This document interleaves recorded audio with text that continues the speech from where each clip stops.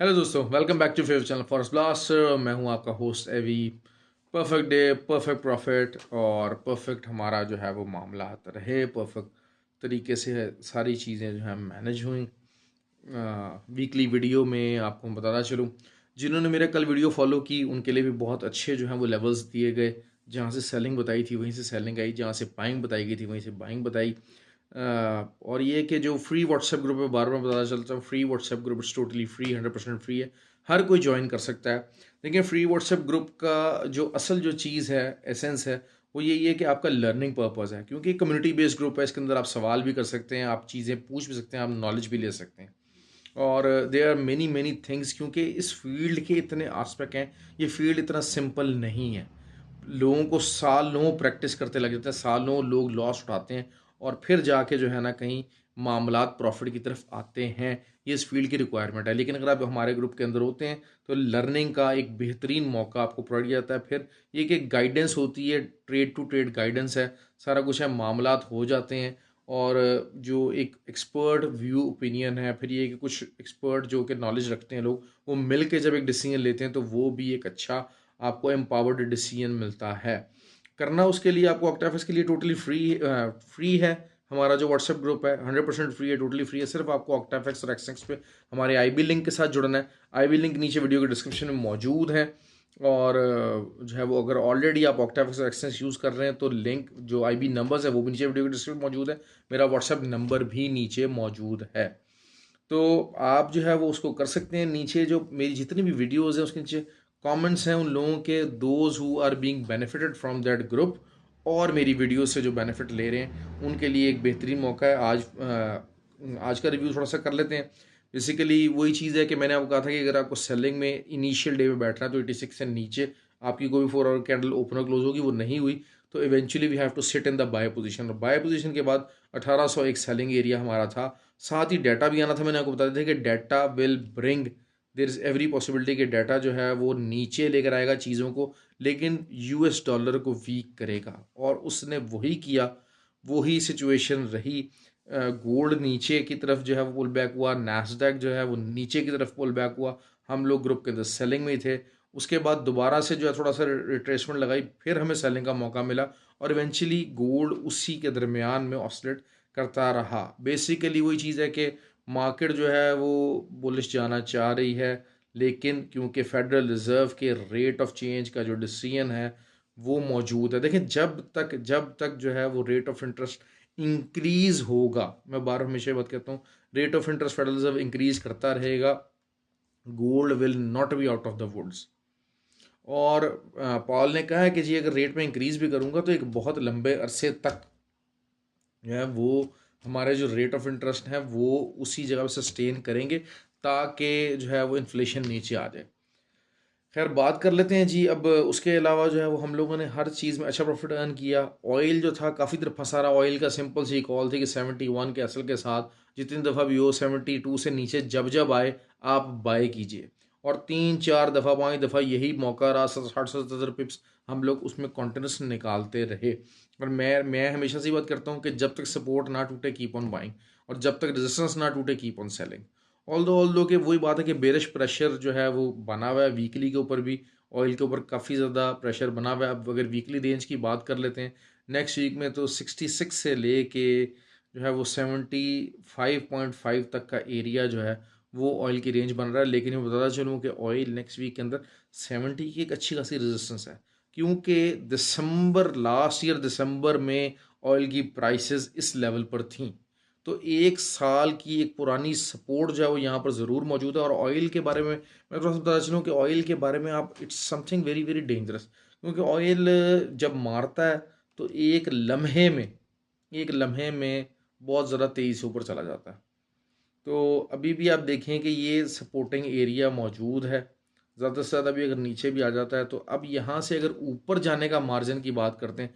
अब आज भी जैसे न्यूज़ आई है कि जी ठीक है जी, बेसिकली एक्चुअल जो ओपेक की आउटपुट होनी चाहिए थी वो नहीं है। In the month of November जो ओपेक की एक्चुअल आउटपुट का रिजल्ट आना था वो नहीं है। दिसंबर में थोड़ा सा ऑयल इसलिए वीक लग रहा है कि जो मैंने आपको पहली वीडियो में कहा था कि ऑयल की जो है वो, क्योंकि ज़रिए पता छुट्टियाँ हो जाती हैं तो फैक्ट्रीज और सारा कुछ बंद हो जाता है, क्रिसमस और न्यू ईयर की छुट्टियां होती हैं, तो इतनी ज़्यादा डिमांड नहीं रहती है, प्रोडक्शन साइड थोड़ी सी ज़रा स्लो हो जाती है। तो ये चीज़, ये एक रीज़न होता है। अदरवाइज़ मैं बताता चलूँ कि आई एम स्टिल थिंक कि जो है ना वो ऑयल को इतनी जल्दी इतनी तेज़ी से नीचे नहीं लेके जाया जा सकता। यूएस अपने रिजर्व्स निकाल रहा है, लेकिन Russia is manipulating, full time manipulation करने की कोशिशें कर रहा है। और वही चीज़ है कि उन्होंने आज इशारा भी दे दिया सप्लाई कट का। तो मैं ऑयल के ऊपर समथिंग इस लेवल के ऊपर एक सेलिंग बड़ी ख़तरनाक हो सकती है। हाँ, आपको 74-75 का लेवल अगर मिल जाता है, वहाँ से आप ज़रूर सेलिंग में देखिए, बल्कि शायद 73.5 या 74 का जो लेवल है, वहाँ से आप बिल्कुल एग्जैक्टली सेलिंग की एंट्रीज आप डाल सकते हैं। This can give you a good selling opportunity, क्योंकि ज़रिए तो दोनों साइड पे देखना चाहिए। मार्केट का असूल ये है कि आप दोनों साइड्स के ऊपर देखें, लेकिन ऑयल का मामला ये होता है कि $4 $6 किसी भी फंडामेंटल न्यूज़ से बढ़ जाना जो है ना बड़ा आसान होता है। और हमेशा से एक मैं बताना चलूँ, न्यूज़ जो है रिगार्डिंग ऑयल जो है, it is always in the hands of opaque and the producers. मैं बार बार बात कर रहा हूँ कि जो ऑयल प्रोड्यूसर्स हैं, अगर वो बात करते हैं जी हाँ जी हमारे कोई गैस पाइपलाइन मसला हो गया, ऑयल का आउटपुट कम हो गया, ऑयल की हम सप्लाई कम कर रहे हैं किसी भी वजह से, they can manipulate the price very very quickly. जबकि जो कंज्यूमर्स हैं, जैसे कि अमेरिका हो गया, सारा कुछ चाइना हो गया, ये मतलब they are the biggest consumer, ये ऑयल की प्राइसेस को इम्पेक्ट नहीं कर सकते। अभी तो वही बात है कि रिजर्व से यूएस अपने निकाल निकाल के ऑयल मार्केट में फेंक रहा है उसको प्राइस को नीचे लाने के लिए, लेकिन ऐसा पॉसिबल नहीं है। खैर, ऑयल के ऊपर काफ़ी बात होगी। अब बात कर लेते हैं जिसका सब लोगों को इंतजार रहता है, दैट इज़ द गोल्ड। तो गोल्ड का मसला जो है ना वो थोड़ा सा ख़राब है। 4 दिन हो गए हैं गोल्ड ट्राई में है, लेकिन ये जो एक लेफ़्ट साइड के ऊपर जो, अगर डेली के ऊपर जो है एक जो पूरी बेरिश कैंडल बनी हुई थी, 4 दिन लग के भी जो है वो गोल्ड उसको उससे ऊपर क्लोजिंग नहीं दे सका। तो this is something very bearish, I am telling you that. Although कि वही बात है कि अगर ये ट्रेंड इस तरह से होता कि जनाब हाँ जी कोई बाय साइड के ऊपर कैंडल गई होती और 4 दिन करके प्राइस नीचे ना पा रही थी, तब तो खैर बिल्कुल ही, जिसे कहते हैं मेरे उस्ताद कहते हैं कि ऐसे मौके पर तो आप अपने घर बेच के बाय लगा दें। तो लेकिन ये कि बहरहाल ये भी जो सिनेरियो है, it is also something very very bearish. और जो है वो उसमें ये कि थर्सडे को आपका रेट ऑफ इंटरेस्ट इंक्रीज़ भी होना है। सेकेंडली जो कोर इन्फ्लेशन नंबर्स हैं रिगार्डिंग फूड और सारा कुछ, वो भी ऑन द हायर साइड ही है। जो प्रोडिक्शन है उसकी वो हायर साइड के ऊपर।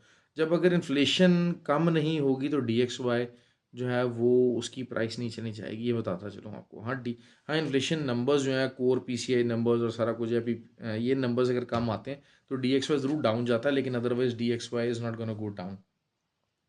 तो जो यूरो है, अच्छा GBP का भी जो है वो interest rate of interest increase होना है 15th को ही, उसका भी पॉलिसी डिसीजन है। वो 50 बेस पॉइंट तकरीबन जो है तय है। लेकिन GBP के जो इकोनॉमिक नंबर्स हैं, they are going to very very worst. तो GBP is under selling pressure, I am telling you that. GBP के ऊपर आप जो है सेलिंग ले सकते हैं इस लेवल्स के ऊपर से। अगर जो है 1.25 भी चला जाता है, 24 भी चला जाता है, तब भी it is gonna give you a very good opportunity. और हमारा जो टारगेट होगा उसका 1.205 तक लाजमी जो है ना GBP नीचे आ सकता है। Euro will remain sideways. Euro के ऊपर आप देख लें, कोई इतना ना मूवमेंट इम्पैक्ट नहीं आया ऊपर या नीचे, कहीं का भी कोई ऐसा मामला नहीं आया।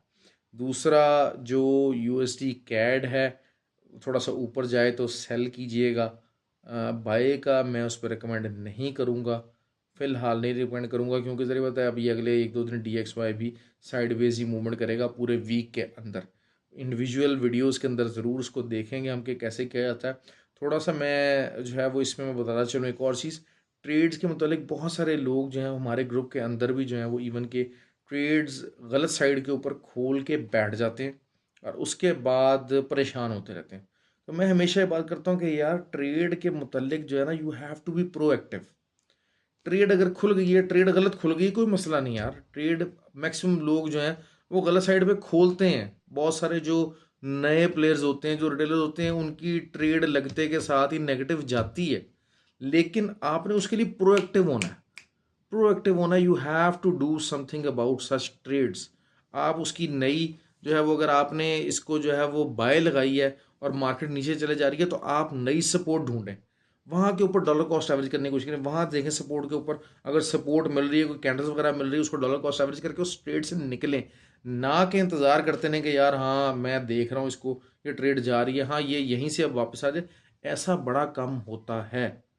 और रिस्क फ्री ट्रेडिंग करें। मैं वही बात कर रहा हूँ, आप स्कैल्पिंग कर रहे हैं, स्कैल्पिंग में भी 20-30 पिप्स का ही मार्जिन है। आपको पता होना चाहिए हाँ यार बस इतना ही मार्जिन है, मैं इससे ज़्यादा नेगेटिव गई ट्रेड मेरा अकाउंट बर्दाश्त नहीं कर सकेगा, काट दें उसको।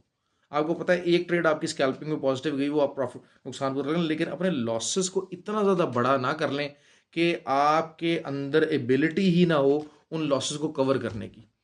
अपॉर्चुनिटी चली गई प्रॉफिट निकालने की, या आप ज़्यादा प्रॉफिट ले सकते थे किसी ट्रेड से, वो नहीं आ सका, इट डजेंट मैटर। लेकिन अगर कहीं पर आपका जो बेसिकली अकाउंट है वो इतना नेगेटिव हो गया कि आपके लिए मसला बन गया उसको रिकवर करना, आप परेशान हो जाएं कि यार मैं ये इतना बड़ा लॉसेस, उसके लिए मुझे को 5-6 पॉजिटिव ट्रेड्स लगातार मुझे मारनी है, तब मुझे क्योंकि प्रेशर के अंदर आपका जो ब्रेन है वो भी सही काम नहीं करेगा।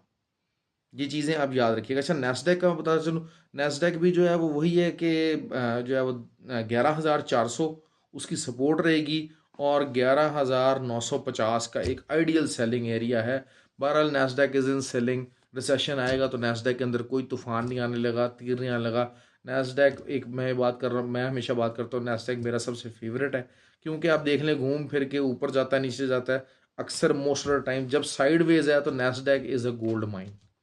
नैस्डैक के ऊपर भी हम सेलिंग में बैठे हुए थे, बड़ा अच्छा प्रॉफिट हमारा अर्न किया, क्योंकि देखें गोल्ड ने पूरे दिन के अंदर जो है वो ज़्यादा से ज़्यादा कितनी जो है मूवमेंट दी, 160-180 पिप्स की। नैस्डैक जो है वो एक झटके के अंदर 250 से 300 पिप्स की मूवमेंट दे देता है, ऑयल जो है 250-300 पिप्स की मूवमेंट दे देता है। तो मैं इस वजह से हमेशा कहता हूँ कि यार ये ठीक है वॉलेटाइल तो हैं, but you have to be brave. Bravery दिखानी बड़ी ज़रूरी है इस ट्रेडिंग के अंदर जो है ना, वो आपको थोड़ा सा जो है ना, वो जैसे कहा जाए कि आप छोटे छोटे छोटे प्रॉफिट जरूर बनाएं, लेकिन दरमियान में एक आधी ऐसी कोई बड़ी डील लगाएं, दो बड़ी डील लगाएं जो कि आपको अच्छा प्रॉफिट दे जाएं। तो थोड़ा सा आपको बहादुर होना पड़ता है, बहुत सारी जगहों पर आपको बहादुरी दिखानी पड़ती है, और अपना जिसे कहते हैं ना कि, लेकिन कैलकुलेटेड रिस्क लें, कैलकुलेटेड रिस्क लें। हमारे तो बहुत अच्छे अच्छे ज़बरदस्त किस्म के ट्रेडर्स हैं, बड़ा ही अच्छा आपको गाइडलाइन करते हैं, और जो है वो इस चीज़ों को हम लोग बड़ा ब्रेन स्टॉर्मिंग समझाते हैं। तो आई होप कि आज भी बड़े अच्छे कमेंट्स आपको वीडियो के नीचे मिलेंगे, उन तमाम लोगों के जो ग्रुप में काफ़ी लोग जो पॉजिटिव रहे हैं और जिन्होंने काफ़ी प्रॉफिट कमाया है। तो आई एम श्योर कि जो है वो चीज़ है, गोल्ड की बहरहाल रेंज जो है ऊपर से सेलिंग में बताता चलूँ कि जो उसकी रेजिस्टेंस होगी वो होगी 1835 की, ये रेजिस्टेंस, और नीचे से जो इसकी सपोर्ट इस टाइम के ऊपर मेरे हिसाब से आ रही है, दैट इज़ 1864, 1764। इसके दरमियान के अंदर ही घूमेगा गोल्ड। बिल्कुल पिछला जो वीक था उसके मुताबिक आज बिल्कुल अपने डॉजी के ऊपर जनाब जना उसने खड़ा किया, तो gold is waiting for the direction basically, जो कि डायरेक्शन मेरे जहाँ तक अंदाज़ा ये है कि जो 14th को जो आपका रेट ऑफ इंटरेस्ट इंक्रीज़ है, मार्केट उससे पहले ही काफ़ी बेरिश हो जाएगी, और जो रेट ऑफ इंटरेस्ट इंक्रीज़ जो होगा ना, उसका इम्पैक्ट उस हिसाब से नहीं आएगा जिस हिसाब से दुनिया एक्सपेक्ट कर रही होगी।